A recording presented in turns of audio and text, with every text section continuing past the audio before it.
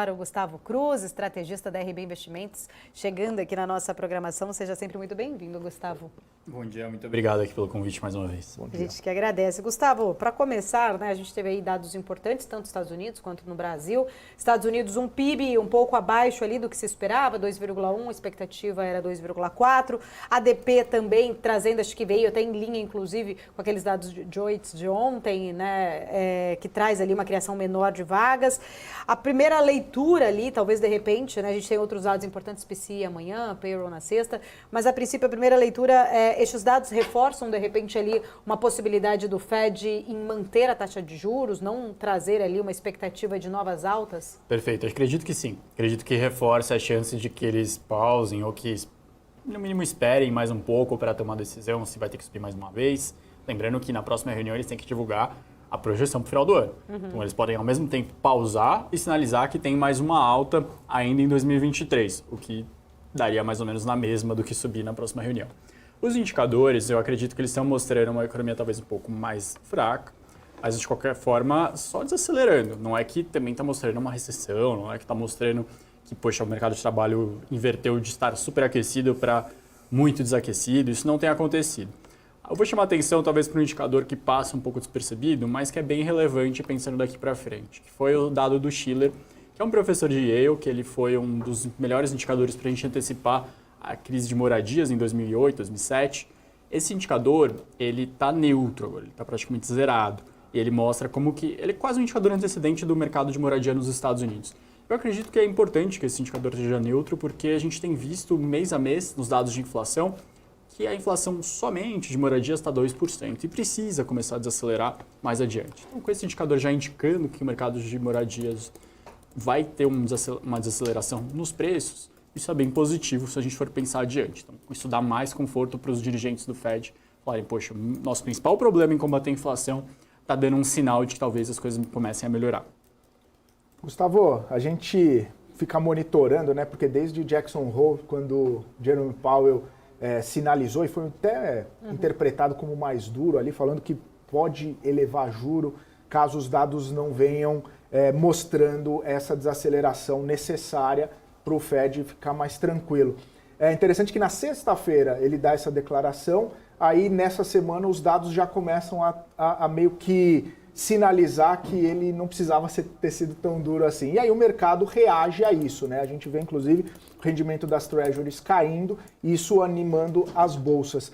Você percebe esse movimento mais contínuo, pelo menos até a próxima reunião, quando os investidores ficam tentando adivinhar o que vai acontecer, até no CME Group já elevou a possibilidade de manter o juro, já tirou do radar a elevação. Então, a gente pode perceber uma melhora no ambiente para a renda variável, para a bolsa, até chegar à reunião propriamente dita, justamente por conta dessa expectativa? Eu acho que a gente vai inverter agora. Então, se na parte de atividade, nesses primeiros 7 meses, a gente teve surpresa positiva atrás de surpresa positiva, e na parte de inflação, a gente teve surpresa negativa, no sentido de mais baixa inflação, agora no resto do ano a gente vai ver o contrário. A atividade vai começar a dar sinais de desaceleração.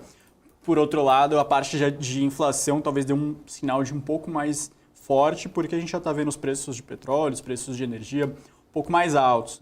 Não só nos Estados Unidos, Brasil, Europa, o mundo inteiro está vendo o preço de petróleo, WTI, Brent, em níveis um pouco mais elevados, e isso vai aparecer também na inflação local desses países, o que vai dar uma dor de cabeça, né? Porque ao mesmo tempo que ele quer ver a atividade talvez menos superaquecida, ele também não quer que a inflação volte a subir. Isso vai ser desafiador para ele. Por isso que ele, a Lagarde, eles estão falando, olha, a gente não tem tanta certeza, pode ser que a gente precise subir um pouco mais. O que a gente tem certeza é que o mercado não deve precificar cortes de juros em breve. Isso pode garantir que não é o que a gente está trabalhando na mesa.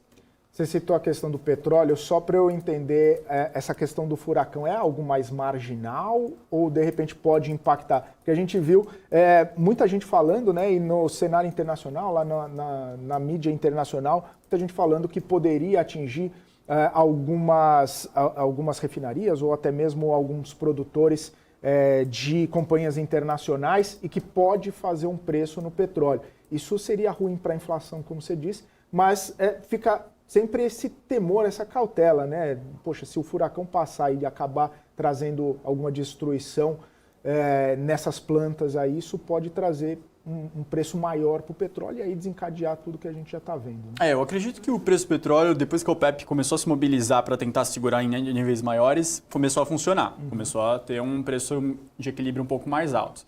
Aí você começa a ter pequenas pílulas de pressões em preços para produtores. Então, a gente começa a ter menos operações nos Estados Unidos de extração de petróleo funcionando.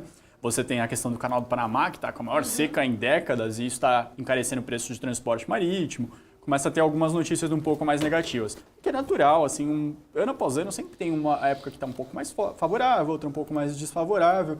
É que como a gente estava sempre na comparação anual, e ano passado estava a guerra na Ucrânia que pressionou muito os preços de produtores para energia, alimentos, e a China também fechando portos que pressionam muito o preço de transporte marítimo, tudo estava bem negativo. Agora as coisas estão mais normalizadas e isso vai começar a mostrar naquela comparação 12 meses preços de inflações um pouco mais altos. Hoje a gente já teve a inflação da Alemanha um pouquinho mais alta, teve a inflação da Espanha também um pouco mais alta. Então todos esses indicadores começam a apontar para cima nesse resto de ano. E aí, pegando esse gancho, né, desses indicadores da Europa, o cenário acaba sendo um pouco diferente quando a gente faz a comparação ali com os Estados Unidos, né? Quando a gente acabou falando ali, talvez os Estados Unidos possa estar próximo já do fim deste aperto monetário. Europa, estes dados ainda podem deixar dúvidas, né, em relação ao fim de um ciclo ou se mais apertos virão pela frente? A Europa talvez tenha sido muito precipitada em desacelerar o ritmo por lá. A gente está vendo inflações em alguns países acima de 6%. A meta é a mesma, tá? Estados Unidos e Europa é 2%. Sim. Mas a Europa não subiu nem perto do que os Estados Unidos aumentou de juros, é um trabalho mais desafiador. Eu diria, são várias economias também ali. Todo mundo reclama, um porque acha que tinha que subir mais, outro porque acha que tinha que subir menos. Tem inflação na Espanha 2,6%, na Alemanha 6,1%. Você vê que o espanhol quer menos juros, o alemão quer mais. Não é fácil. Quer falar alguma coisa mais de lá fora? Senão eu vou puxar o gancho aqui para o Brasil. Pode puxar. Você quer vir para o Brasil ou quer ir para a China primeiro? Vamos para o Brasil. Vamos lá, Gustavo. Vou trazer para os dados também aqui do Brasil. Hoje a gente teve na CAGED, também IGPM, né? IGPM. E aí eu queria tentar entender um pouco também da sua leitura em relação a estes dados, né? Olhando até um pouco mais para o CAGED agora. Perfeito. O mercado de trabalho resiliente no Brasil. É interessante olhar os dados de CAGED, porque eles são de julho, se eu não me engano. E quando você olha, tudo bem, está desacelerando. Agora, as aberturas elas são bem didáticas, porque você vê que quem está desacelerando de verdade na abertura de vagas é a parte de serviços, que foi aquela parte que sofreu muito na pandemia, no ano passado está abrindo vaga pra caramba, e acima da média no começo desse ano, nos primeiros 6 meses, em julho começa a desacelerar. A média de abertura de vagas na indústria continua praticamente a mesma, no comércio a mesma, na construção civil a mesma, no agro ele oscila muito de acordo com as plantações, com as temporadas. Então, realmente, quem está puxando para baixo um pouco agora é serviços, que foi justamente quem puxou para cima, porque estava abrindo muita vaga nos últimos meses. Então, está normalizando. Não é que você está vendo um setor puxando mais para baixo, que as coisas estão piorando, ainda continua tendo pressão de aumento salarial, isso ainda é positivo para a população brasileira, ainda é positivo para o planejamento 2024 de várias empresas que trabalham com o crescimento de renda da população. Não acho que é bem problemático, só acho que vai estabilizar. Então, muito provavelmente, a taxa de desemprego ainda tem uma melhora, ou seja, níveis mais baixos, que vai ser divulgado amanhã, mas para o segundo semestre deve ficar mais de lado, tá?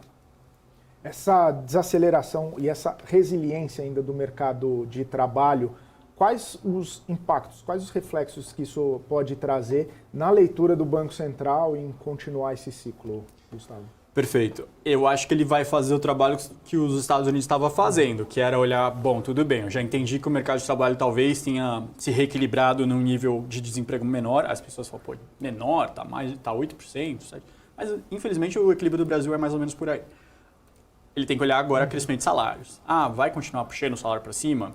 Isso aumenta a inflação, principalmente de serviços, que é onde a gente tem visto o Banco Central sempre batendo nessa tecla. A gente quer ver serviços para baixo, a gente quer ver uma desinflação maior nesse ponto.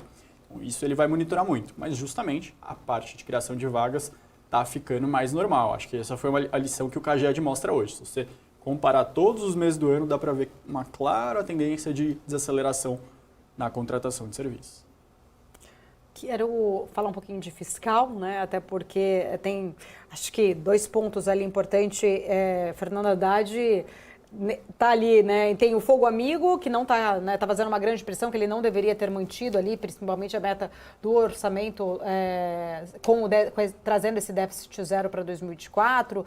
Alguns membros da própria equipe econômica acreditam que essa meta não vai ser alcançada, o próprio mercado também não acredita, mas ele ainda acredita nessa possibilidade. Queria entender também um pouquinho da sua visão, para a gente entrar um pouco mais no fiscal, Gustavo, o que aconteceria, né? Qual é a expectativa, caso realmente, de fato, a gente não alcance esse déficit zero, como o próprio ministro, sendo ali, acho que o único a afirmar que a gente deve alcançar, né, agora em 2024? Perfeito. Isso vai ser bem desafiador para fazer uma projeção, porque a gente não sabe exatamente para quanto que seria revisto.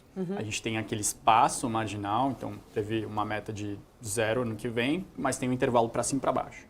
Agora, a gente não sabe se a gente vai voltar àqueles tempos Dilma, no qual falava assim, a gente vai ter 1,2 de superávit. Aí, na verdade, entregava-se 1,2 de déficit, ou seja, totalmente longe do que era a realidade. Ou se você vai falar, a gente vai ter 0% de déficit, e se você entrega um pouco acima do limite inferior, já fica mais crível. Você já consegue falar, bom, tudo bem, os caras estão realmente perseguindo isso e tá se tentando fazer o máximo, mas veio um pouco de frustração de receita, não conseguiu conter tanto gasto. É uma realidade diferente do que acontecia lá atrás, do que você tinha equipe econômica defendendo um déficit menor e o resto do ministério inteiro defendendo, falando contra ela. Agora isso está acontecendo menos. Você tem um presidente Lula que banca o ministro Haddad. Naquela época, a Dilma bancava a contragosto o ministro Joaquim Levy. O que é pior, né? Trazer aí, vamos cumprir e não cumprimos, ou mudar agora, desancorando de repente toda uma grande expectativa por conta do arcabouço que acabou de ser aprovado, falando que teria esses déficits. O meu receio é você fazer isso já em 2023, não ter esforços e chegar na metade do ano falando, já era previsto que ia ter um déficit de 0,5, vamos trabalhar com menos 1. Entendeu? Você faz é muito precipitado na parte de desancorar a expectativa e aí ninguém trabalha mais para isso. Acho que meu medo é esse. A gente tem visto no Boletim Foco, semana após semana, piora nas expectativas fiscais. Essa semana piorou, se você olhar 2026, a expectativa fiscal. Em nenhum momento, desde que foi apresentado o arcabouço, o mercado comprou muito a ideia de que seria entregue o centro da meta, em 25 e 26 chegaria perto do limite inferior, o que já seria, talvez, o melhor dos mundos, assim, aos olhos dos investidores. A gente não vê muito ânimo, assim, justamente porque é muito trabalho em cima só da arrecadação. E aí, Gustavo, a questão e o trabalho em cima de arrecadação é da onde sairiam os recursos necessários para equilibrar essas contas. Eu tenho conversado muito com alguns economistas, né, e a Tebet falou que tem carta na manga e tudo mais.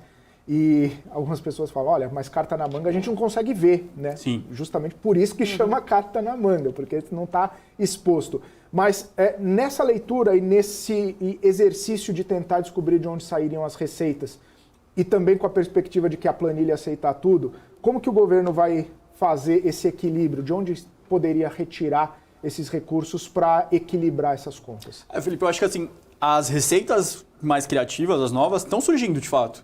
Você vê que na MP para tributação do offshore e do tributo do fundo exclusivo, surgiu também a questão de comicotas para FDICs. Surgiu de impostos para fundos imobiliários e fundos agros com menos de 500. Isso não estava muito no radar, então de fato está surgindo. Hoje o ministro Mercadante fala que o streaming está destruindo postos de trabalho, que ele é ruim para a economia local. Então já está dando um indicativo de que vai tentar aumentar a tributação de streamings aqui no Brasil. Então eles estão realmente trazendo novas ideias para isso. O meu ponto é que a gente tem que ficar atento se isso vem junto com novos gastos. Porque aí não adianta nada. Você está falando, de fato, a gente vai conseguir uma arrecadação de 100 bilhões de reais a mais do que o previsto. Mas se você falar, bom, e com isso os ministros estão pedindo 80 bilhões de reais a mais para gastar, não adiantou muita coisa. Então o meu medo é esse. Você começa a mexer no déficit muito antes e os ministros começam a pedir para gastar mais, e mais, e mais, e mais. E aí você não teve muito esforço fiscal na prática. Você só trouxe gastos e, infelizmente, a gente vê que cada vez mais são gastos recorrentes. Não é que chegaram e falaram, olha, para o ano que vem a gente vai fazer um plano específico para 2024, mas é bem temporário, então não fiquem preocupados, porque em 2025 já é positivo fiscalmente. Geralmente não é isso que acontece. A reoneração da folha, se não me engano, vai trazer um gasto também já de... a desoneração da folha... Desculpa. É gasto, aí teve salário mínimo que impacta nos gastos públicos e previdência, e aí tem imposto de renda. Sim. enfim, o esforço tem que ser muito, muito grande, muito abrangente. A torneira ainda tá aberta ali, né? Tem outros e são pontos que às vezes não são muito populares. Mais um novo ministério. Mais alguns, né? Mais alguns. A gente vê que, por exemplo, a questão de taxa abaixo de $50, a primeira-dama interviu por conta de uma pressão nas redes e isso acabou diminuindo a previsão de receita. Essa ideia do do presidente do BNDES Mercadante de tributar streamings, não sei se vai ser uma reação tão simples assim da população quando eles souberem que vão ter que gastar mais para algo que eles estão escolhendo o conteúdo. O argumento do presidente Mercadante é que tem que se apoiar mais o conteúdo nacional. Mas as plataformas de streaming, YouTube, são plataformas abertas. Assim, as pessoas escolhem o que quiserem. Não adianta usar aquele argumento tradicional de a gente não pode ficar apoiando simplesmente material dos Estados Unidos, que a gente sabe que existe essa defesa na bandeira do partido, de que muita coisa vem de lá e a gente acaba sendo subjugado na visão dele, porque hoje em dia nos streamings você tem conteúdo do mundo inteiro. Exato. Então o brasileiro ele escolhe se ele quer consumir do Japão, da Coreia, do Irã, do Iraque, e por aí vai. E no YouTube é livre ainda. Então, que tem uma visão mais partidária aí, né? Ideológica também. A gente sabe que tem um grupo de apoio muito grande e faz sentido quando você tem um partido no poder que os seus grupos de apoio tenham mais voz, mas tem que combinar com a população. Não sei se a população que criou esses hábitos nos últimos anos, ela vai ficar tão contente assim em aceitar pagar mais um serviço para apoiar um grupo particular. Ô, Gustavo, tem outra discussão também que ainda nesse cenário de arrecadação, que não necessariamente a estimativa do governo possa ser o realizado, né? A expectativa e a realidade. Algumas contas têm sido feitas de que, por exemplo, o CARF não vai dar tudo que poderia, que vai ser menos, que de repente apostas esportivas não vai chegar lá. Sim. Enfim, isso também acaba preocupando quando a estimativa não bater com a realidade, né? Exato, você viu a Ambima mostrando que saíram 74 bilhões de reais dos fundos exclusivos, né?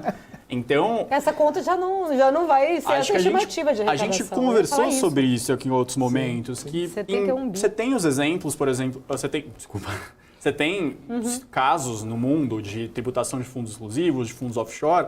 Acho que o caso da França foi exemplar. Você fez um cerco maior, o que aconteceu? Os milionários tiraram o dinheiro da França e botaram em outros lugares. Então, beleza, eu não declaro mais aqui, eu pago imposto em outro lugar que eu acho que faz mais sentido. Não é tão fácil assim. E você, quando trata de assuntos que você tem um fluxo fácil, que você teria que combinar com o mundo inteiro para todo mundo subir a régua, a gente vê que não é um questionamento só do Brasil. O mundo inteiro está tentando fazer com que paraísos fiscais fiquem mais regulados. Não é tão simples fazer essa conta. E essa conta dos fundos, né, que me chamou muita atenção, porque é uma retirada de 71 bi, quase metade dos 125 bi, no caso ali, né, que deixaram aí a indústria durante aí todo esse período, desde 2022, né, como um todo, a gente estava olhando aqui os dados. O número é muito grande, justamente com grande preocupação disso. Ou seja, a conta foi estimada num todo. Ou seja, daqui a pouco você vai ter... Então você acaba a indústria, né? Acaba com essa indústria. Você acaba e as pessoas vão para outros... Tudo bem, você vai falar, vou tributar... Desculpa se eu esqueci agora. Vai até 15, né? 20, até 15 tributação de fundos exclusivos. Aí o investidor ele descobre que, poxa, na verdade eu posso pulverizar isso em outros fundos que pagam menos. Em outros instrumentos que pagam menos. Por que não? Aí a conta estimada ali naquela planilha já não vai bater, né? Exatamente. Pelo menos da estimativa. Eu queria repercutir uma outra fala com você, porque o Campos Neto até falou essa semana num evento da Warren, que a gente estava até acompanhando, ele disse que a corrida por uma arrecadação pode gerar inflação de base e citou o exemplo da Argentina. Queria entender um pouco da sua leitura também sobre esta possibilidade, nessa corrida de ter bastante arrecadação aí, justamente essa necessidade, né, dessa renda extra aí, se gera realmente uma desconfiança aí no mercado, justamente acerca das regras fiscais. Por exemplo, o streaming ele faz parte do IPCA hoje. Então, se você está tributando mais, vai aparecer lá. Se você quer uma arrecadação de combustíveis, a gente vai ver no IPCA desse mês uma tributação, como a gente tem um aumento de combustíveis e sempre está tendo um aumento de tributação, vai aparecer mais no IPCA. Então, acho que esse é o alerta que o Campos Neto deu, que você não pode... que preços administrados também também alimentam a inflação, e mesmo preços livres, se você começa a incidir mais impostos, também aumentam a inflação. Então, não é tão simples assim. E a inflação para cima, essa é a grande questão, né, Gustavo? Inflação se tiver uma desancoragem maior do que já está aparecendo nessa expectativa, talvez mude a trajetória do Banco Central nessa possibilidade de continuar os cortes de juros e até comprometer a taxa terminal. Né? Olha, a gente teve agora nos últimos meses aquele vale, né? Porque a inflação do Brasil, ela é assim, ela cai no meio do ano e volta a subir. Então isso acaba alimentando um pouco a discussão das pessoas falarem, poxa, olha como está baixo, 3% em 12 meses, 3 ponto pouco. Agora, no segundo semestre, infelizmente a gente vai ver 4%, 5% em 12 meses. Quer dizer que o Banco Central perdeu a mão? Não, é um comportamento natural da inflação. E eu entendo que, às vezes, na euforia do momento de ver aquele número mais baixo, acabam tendo manifestações um pouco precipitadas, de você cobrar o Banco Central aí muito rápido no corte de juros. No que não pode acontecer é justamente o contrário. O Banco Central perdeu a mão, começar a olhar esses números subindo e falar, poxa, está muito errado, então não pode ter mais corte mais rápido. O que a gente tem que voltar a entender é que passou 2020, 2021, 2022, que a inflação estava dos preços aqui no Brasil. Então, assim como agora no final do ano vai subir, na metade do ano que vem muito provavelmente vai cair de novo, e o Banco Central ele sabe disso, os agentes do mercado têm que ser um pouco mais calmos e não ficar pressionando na hora que naturalmente a inflação mais para baixo e nem ficando muito preocupados naturalmente quando a inflação fica um pouco mais alta. Boa. E nessa talvez mudança de perspectiva, o que isso pode trazer para a Bolsa? Né? Porque a gente já viu muito, a curva já fechando bastante, a gente já viu aquele ralizinho todo da Bolsa, depois deu uma sossegada agora em agosto, né? Até que, enfim, pelo menos amanhã já acaba, né? E aí a gente tenta entrar em setembro esse mês de agosto, uma nova perspectiva. Mas o que isso pode trazer para a Bolsa? Né? Claro que tem a parte internacional, que acaba trazendo, né, movimentações para cá, com investidor estrangeiro e tudo mais, mas esse cenário mais interno, o que mexe por aqui, Gustavo? Mexe porque você tem muito CFO que comemora cada corte, porque a dívida dele está lá CDI mais 5, aí o cara fala, puxa vida, menos 0,5 aí para pagar. Aí mais menos 0,5, mais menos 0,75. Esse cara tá feliz, ele sabe que ele está torcendo para que essa taxa de juros, esse ciclo encerre cada vez em patamares mais baixos, porque está doendo nesse pagamento de juros só dessa dívida que ele teve que contrair nos últimos anos, seja porque o setor dele foi muito afetado, seja porque ele já tinha problemas financeiros. Portanto, o investidor ele reconhece isso e ele enxerga, poxa, está menos pressionado, talvez tenha planos para expandir um pouco mais, talvez o cenário dele fique mais positivo para o ano que vem. E eu posso revisar talvez a perspectiva de lucro, ele pode pensar em aquisições de novo. Então, tudo isso reanima o interesse pela Bolsa. Vamos trazer a Débora aqui para um giro rápido. Débora está me chamando, daqui a pouco a gente volta, então, continuando aqui com o Gustavo. Mas vamos lá, Débora. Deixa eu atualizar aqui as maiores altas, né, Paula, do Ibovespa, inclusive o papel que vem disparando desde dessa terça-feira, desde esse pedido de recuperação judicial, de falência da 123 milhas, que vem favorecendo bastante o papel de CVC. Olha só, 12,82% CVC Brasil, R$ 2,64. Tem esse processo aí, então, os investidores começaram a olhar para a empresa depois de tudo que vem acontecendo, não só com a 123 milhas, outras empresas também do setor. Isso está favorecendo, por enquanto, o papel pelo segundo dia consecutivo. O Ibovespa virou para uma queda, né? 0,3 de queda agora, vai nos 118 mil pontos, mas CVC está disparado aqui entre as maiores altas do índice, né, conseguindo se manter assim desde o início do pregão dessa quarta-feira e pelo segundo dia consecutivo, viu, Felipe? Ô, Débora, era isso que eu queria comentar também com o Gustavo, porque interessante, né? Você faz uma retrospectiva, olha um pouquinho para trás, CVC muito prejudicada com um monte de coisa que aconteceu, desde a pandemia até aqui, ainda alguns problemas até contábeis ali dentro da sua operação, muitas incertezas com a companhia. 123 milhas pede recuperação judicial, a empresa salta 20, quase 25%. Né? O que mudou, Gustavo? Mudou só o olhar do cliente, por exemplo, não vai ter 123 milhas, tenho que ir para a CVC, ou muda alguma coisa, alguma perspectiva dentro da própria companhia com essa alteração no setor? É positivo para a CVC, sim, porque você não tem mais o hotel urbano com tanto marketing, você não tem mais a 123 milhas com tanto marketing, com aquela promessa de passagens extremamente mais baratas. Já fala-se, a Max Milhas, pelo que eu entendi, ela é coligada, né, com a 123 milhas também, então tem interferência. Então você está falando que grandes players, grandes concorrentes deixaram de sentar à mesa, deixaram de aparecer na lista de aonde o consumidor vai procurar. A CVC, obviamente, se beneficia disso. Como ela já tinha problemas contábeis antes, já tiveram problemas antes da própria pandemia, a CVC é uma empresa que saiu dos olhos dos investidores nos últimos anos e se tornou uma empresa muito mais volátil, porque ela já tinha problemas de endividamento há algum tempo. Eu estava falando da questão de endividamento, as emissões de debêntures da CVC, a quarta e a quinta, foram tudo acima de CDI mais 5, pouco mais. Então, está sofrendo bem, está tendo que penalizar. Aí você fala, poxa, mas uma empresa listada pagando tantos de juros? Está pagando tantos de juros porque o mercado ficou desconfiado de se ela ia conseguir se reequilibrar financeiramente. Não é que ela é uma novata no mercado, é justamente pelo que ela fez atrás. Mas ela se beneficia, sim, de você ter menos concorrentes, ela vai pegar um pouco desse consumo. Mas eu diria que tem outras empresas que estavam com o dever de casa muito bem feitos, como a Bfly, que essa sim que não é listada, essa provavelmente está olhando para o que está acontecendo e falando, opa, mais oportunidade de eu crescer. Já estava passando, se eu não me engano, já passou o faturamento do CVC. Vai ter uma oportunidade ainda maior agora.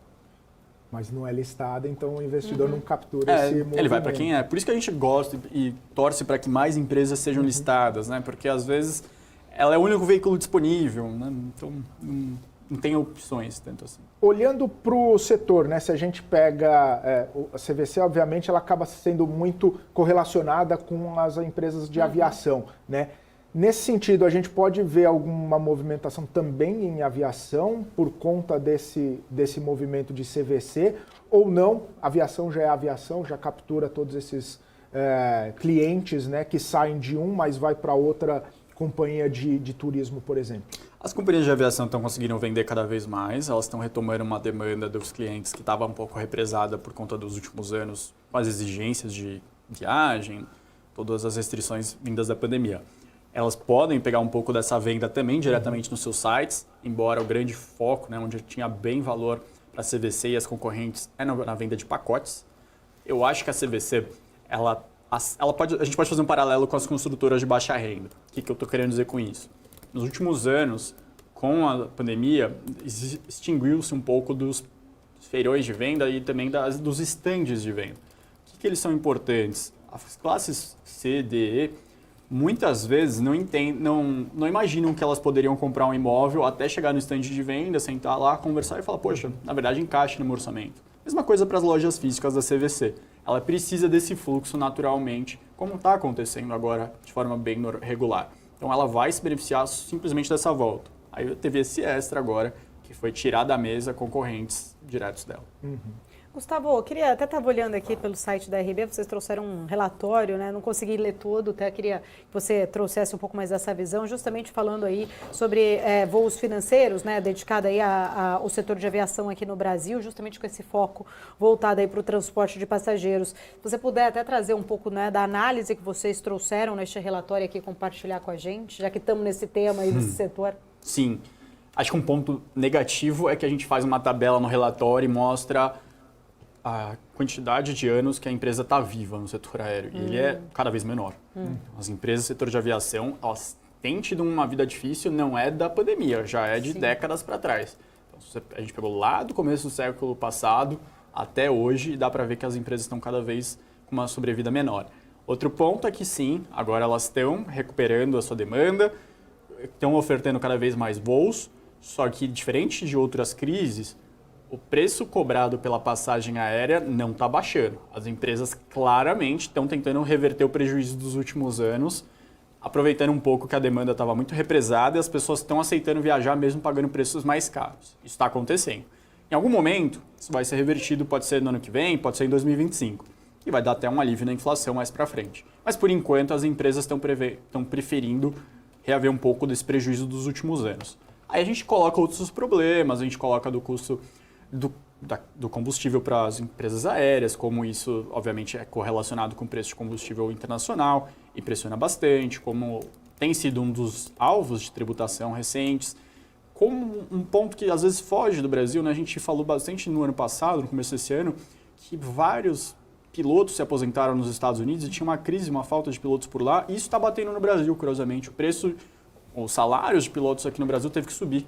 É puxado pela escassez, porque o piloto brasileiro acabou sendo atraído também para trabalhar nos Estados Unidos e outras partes do mundo, e isso também puxou um pouco de custo para as empresas aéreas brasileiras. Você falou em termos da passagem ainda, né, que está com esse custo mais alto, está difícil ali, né, de trazer de fazer essa correção, de baixar. E as empresas low cost, né, que tem aí essa promessa de preços baixos, até ali notícias recentes, né, de chegada dessas empresas no Brasil. Isso não faria aí justamente essa concorrência, forçaria essas outras grandes companhias a ter aí um preço talvez mais atrativo justamente nessa competição para o passageiro? Sim, competição é sempre bem-vinda, a gente entende que o brasileiro, quando ele vê que tem uma nova companhia, ele se interessa, ele presta atenção nela, ele testa e justamente isso vai beneficiar os preços um pouco mais baixos. Então teve a Virgin agora fazendo voo São Paulo, Londres, você teve a Arajet fazendo São Paulo, Santo Domingo, e você tem outras empresas também prometendo que vão entrar cada vez mais fortes aqui no Brasil. O Brasil ele tem uma quantidade de voos talvez bem menor do que poderia demandar, principalmente para destinos internacionais. Acho que dá para trabalhar bastante nisso ainda. Ô, Gustavo, e aí pensando, né, claro que tem todos esses desafios e muita gente fala, não, mas setor aéreo, até mesmo por conta da longevidade das companhias, isso acaba impedindo muita gente de fazer investimento no setor. Baseado nesses fatos ou nessas informações disponíveis, setor aéreo é algo mais conjuntural para fazer algum tipo de investimento? Não seria algo para ter mais no longo prazo por conta disso? Como que ficaria o investidor olhando para o setor, né, diante dessas expectativas? Pensando nas ações, é um setor que ele tem uma volatilidade até maior do que as empresas do índice. Então, se você está fazendo uma carteira de investimentos, o que a gente vai falar é que não seja a sua principal posição, que ela não seja uma das principais posições, que ela tenha um espaço na sua carteira para, tudo bem, essa eu sei que vai ter uma volatilidade maior, mas eu tomo uma perspectiva melhor.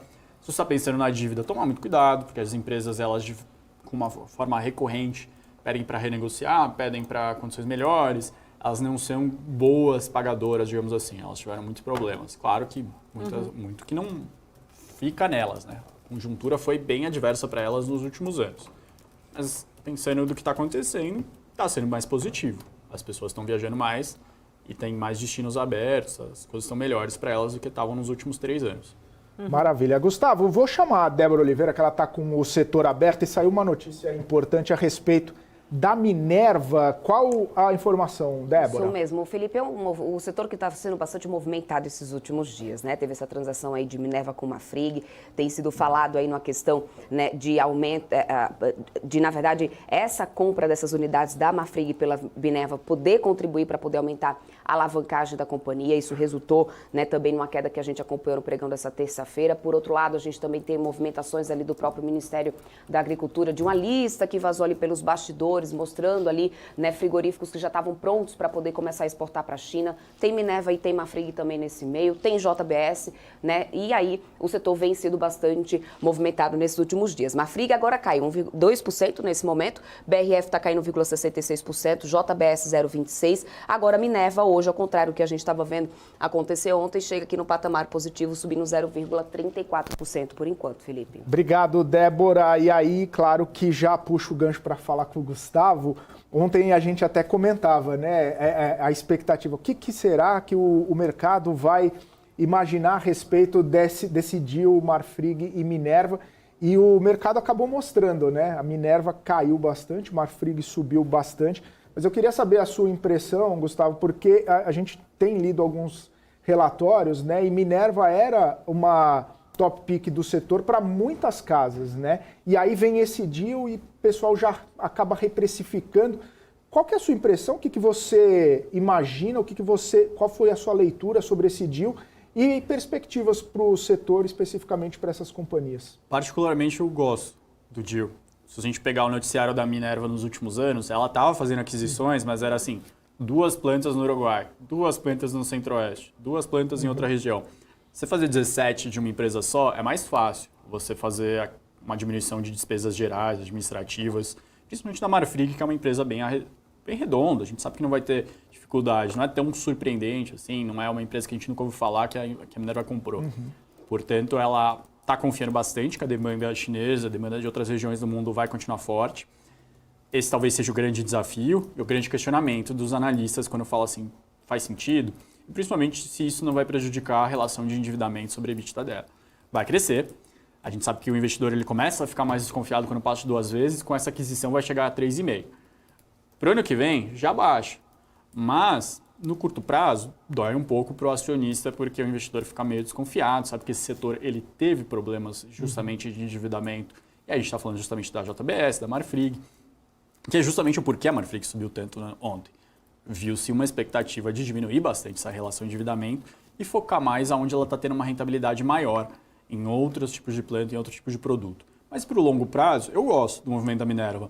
Eu vejo que esse ano, por mais que a gente tenha tido discussões sobre desaceleração da China, esse foi um setor que não sofreu. Esse foi um setor que a demanda continua crescendo, como a Débora trouxe a questão do Ministério da Saúde liberando mais plantas, tirando o caso específico da doença de uma unidade de gado aqui no Brasil que paralisou um pouco as exportações, a gente só vê notícia positiva de mais aceitação de plantas podendo, unidades de abate podendo exportar para outras regiões do mundo.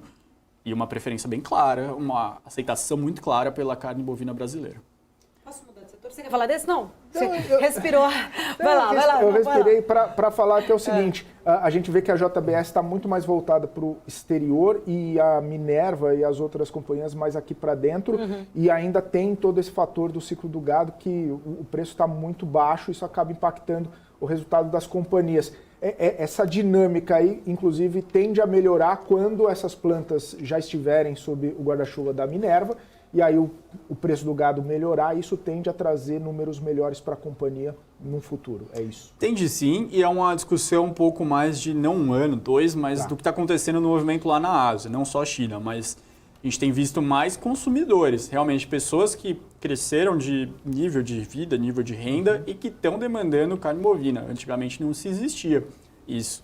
Não era um mercado alvo assim, das exportadoras brasileiras. Como eu falei na outra resposta, a aceitação está muito grande e está justamente puxando o preço global um pouco para cima nos últimos anos. Desacelerou agora, mas a gente tem essa perspectiva de ser bem positivo para o Brasil como um todo em termos de exportação. Perfeito. Gustavo, para mudar aqui, a gente trouxe uma notícia agora há pouco, a Petrobras saiu da lista das maiores pagadoras de dividendos no mundo, né? Um relatório aí apontando, então, que a estatal, né, acabou aplicando o maior corte de pagamentos dos acionistas entre as grandes empresas do mundo. Você acredita, qual que deve ser exatamente, né, já estaria precificado isso justamente para os investidores? Pode ter alguma reação ali em relação à Petrobras, essa notícia? Eu acho que os investidores eles estão olhando muito para a questão de interferência na Petrobras. Se ela vai ter mais interferência, menos interferência, se vai seguir o preço internacional, se vai seguir menos o preço internacional, quais são os investimentos que a empresa vai fazer, se vai entrar novamente na questão naval, que já deu prejuízos 2 vezes, se não, vai ser a questão solar, qual que vai ser esse investimento? Isso tudo está chamando a atenção dos investidores. A política de dividendos ela foi suficiente para, nos últimos anos, deixar os investidores na ação, por mais que a desconfiança estivesse no auge. Agora, a gente viu uma mudança na política de preços que agradou bastante os investidores, que falaram, poxa, talvez não seja tanta interferência assim quanto a gente imaginava. Por isso, mesmo que os dividendos estejam numa trajetória de baixa, se a gente não tiver grandes mudanças criativas na Petrobras, acho que a ação se sustenta em níveis maiores. Inclusive, falando de Petrobras, tem uma outra notícia aqui que a Débora me ajudou aqui a apurar rapidinho, né? Porque eu ouvi ela, mas não vi tanta repercussão. Trazendo aí a reoneração do diesel, faltava um trechinho ali, né? Um restinho dessa reoneração do PIS/COFINS. Deve acontecer já a partir de setembro, são 11 centavos ali no litro do diesel, né? Que deve trazer aí essa reoneração, um aumento disso, pressionando aí ainda mais o reajuste nas refinarias e também nas bombas. Eu queria entender um pouco da sua leitura, Gustavo, já que a gente falou de Petrobras, lembrei aqui dessa informação. Isso, de fato, né, pode trazer até uma pressão maior em relação à inflação, IPCA, trazendo aí, porque a gente sabe que diesel, ele faz parte justamente aí dessa malha, né, usado muito para transporte, acaba trazendo um impacto em cadeia. Sim. Queria entender a sua leitura sobre isso. Acho que não vai ser só Brasil, vai ser Estados Unidos, Europa, a gente vai ver os preços na parte de combustíveis bem maiores do que foi o primeiro semestre do ano. Isso não é para assustar, acho que é o que vai acontecer. E a gente estava praticamente há 12 meses, com os preços de energia aparecendo muitas vezes negativo em algumas leituras de inflação na Europa, nos Estados Unidos, e no Brasil bem baixo. Então, agora a gente vai ter uma normalização, que não acho que é para assustar. As coisas estão voltando ao normal. Gustavo, só para então encerrar, considerações finais aqui para a nossa conversa hoje. Perfeito. Eu acho que agora a gente está virando mês, então sempre bom você reavaliar seus investimentos, é sempre aquele momento interessante. Acho que tem fundos que tiveram um mês desafiador, porque a gente tem que olhar na hora que está subindo o Ibovespa, se o fundo ele vai conseguir superar o índice, e na hora que está caindo, se ele não vai devolver tudo isso também. Tá? Acho que é uma lição de casa para você fazer. Muitas vezes a gente não presta, a gente acompanha o fundo muito pelas declarações dos gestores, mas acompanhe também essa cota, como que eles fazem esse movimento no momento de alta e de baixa. Tá? Acho que isso é importante. Maravilha, Gustavo, quero agradecer, sempre um prazer. Obrigada. Eu que agradeço aqui, uma boa resto de semana para todos. Obrigada. Abraço. Abraço, até mais. Grande Gustavo Cruz.